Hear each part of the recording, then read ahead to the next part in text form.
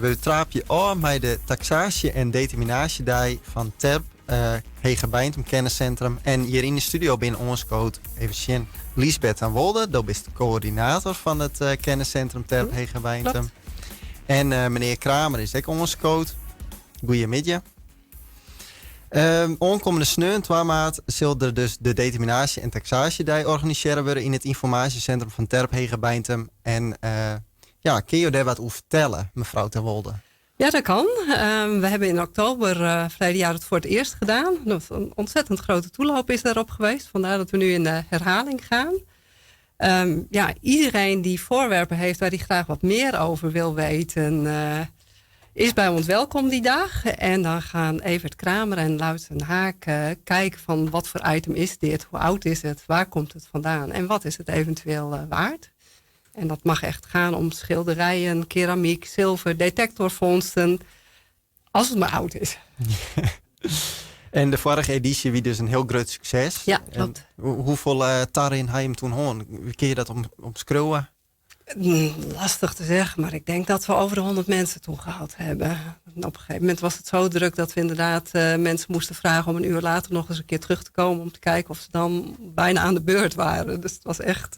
En we kunnen natuurlijk maar 50 mensen bergen, dus als je dan veel toeloop hebt, dan zit het gewoon gauw vol. Ja. En er komen dan, meestal maar bijzondere items. Evert Kramer, kun je er wat over vertellen? Jo bent een archeoloog. Wat kom je dan zien daar? Heel gevarieerd. Bodemvondsten. Dus dat spreekt mij aan, omdat ik van huis uit archeoloog ben geweest. Maar ook oude boeken. Eigenlijk het hele interieur wat je bij oudere mensen in de voorkamer ziet, in de pronkkamer. Dat komt voorbij natuurlijk. Ja. Ook Chinees aardewerk, Fries aardewerk, sieraden, snuifdoosjes. Maar ook kanonskogels. En dan willen ze natuurlijk ook weten waarom dat het daar ergens ligt. En ja, daar kunnen wij natuurlijk eindeloos over filosoferen. Maar dat zijn toch wel heel, het is heel breed. Ja, en de laatste keer in oktober ben je toen ook hele bijzondere vondsten. Ja, er was een heel mooie schilderij bij van Charlie Torop. Nou, daar hebben we ook naslagwerken voor. Omdat als het goed gesigneerd is, dan kun je dat heel vlot opzoeken. Dus terwijl de mensen bij je staan, kun je dat even verifiëren. En ik ben in mijn latere jaren ben ik hoofdcollecties van alle collecties bij het Fries Museum geweest. Dus dan heb je ook al wat ervaring van waar je moet zoeken. Vaak hebben mensen hier in Friesland natuurlijk toch ook vaak Friese kunst in hun verzamelingen. En dat lukt wel. Maar er zijn ook dingen bij, dat noemen we dan met een heel deftig woord enigma's. Daar komen wij ook niet uit. Dus dan geven we wel wat hints en zo. Maar ja, sommige dingen, dat is dan toch heel merkwaardig. Ja. En had je dan ook wel eens mensen die echt iets heel waardevols aan, dat je dan zegt van, dit is echt wel een heel proteïeldwurg. Ja, met boeken wel. Met oude boeken wel. Oude bijbels. Dat zijn soms dan komen er prachtige bijbels voorbij. En daar is natuurlijk wel een markt voor. Dus dan adviseren we ze naar een veilinghuis te gaan. Er zit eentje in Haarlem, Bub Kuiper. Dus we geven ze wel tips waar je dan terecht kunt. Ja. En onmelding is deze keer verplicht, geloof ik. Want de vorige keer wie best wel heel druk bezocht. Ja. Welke mensen gaan onmelden of opjaan? Ze kunnen zich opgeven via de e-mail, info@terphegebeintem.nl, of via de contactpagina op de website. En de website dat is www.terphegebeintem.nl. En de tagging is vergees, geloof ik, hè? Ja, het is gratis. Het gaat er ons vooral om dat mensen niet uren hoeven te wachten. Dus dat we een beetje in blokken de boel kunnen indelen. Zodat iedereen ook op een redelijke tijd aan de beurt is. Ja, en het is van 11 uur 's ochtends tot 4 uur 's middags. Ja. Ja.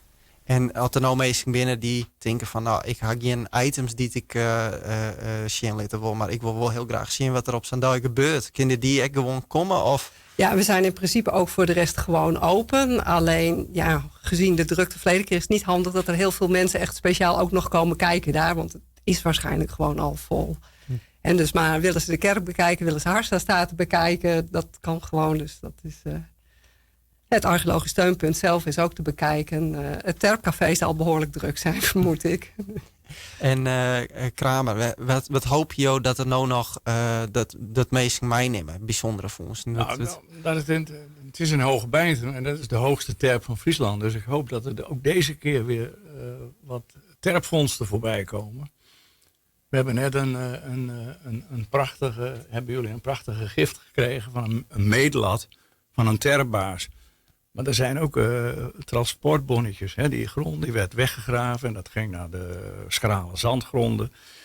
Nou, daar is allemaal documentatie over. Dat is overal over heel Friesland, Groningen verspreid. En daar zijn we eigenlijk ook wel een beetje in geïnteresseerd. Dus misschien dat het in Hoge Beintem ook eens een keer weer opduikt. Dat is zo mooi wezen dat een protte voersten uit de terpgroen wij boven wetten komen. Dat ook, ja. We hebben 2500 jaar bewoning, dus er lag heel wat in die bulten. Dat neem ik allemaal van mooi, ja. Maar goed, het is dus vergees. Het is van 11 uur tot 4 uur middags, onkomende sneeuw 2 maart. Net stinnen, maar hinnen zeiden we dan altijd in het Friesk. Dus ik hoop dat er een protte bezoekers naar de Terp of naar het kenniscentrum van Terp Hege Beintem komen. Met mooie vondsten en dat er nog wat waardevols van hem tussen zitten mij. Zou heel leuk zijn. We kijken er naar uit. Een soort succes. Dankjewel. We zien het tegemoet. Ja.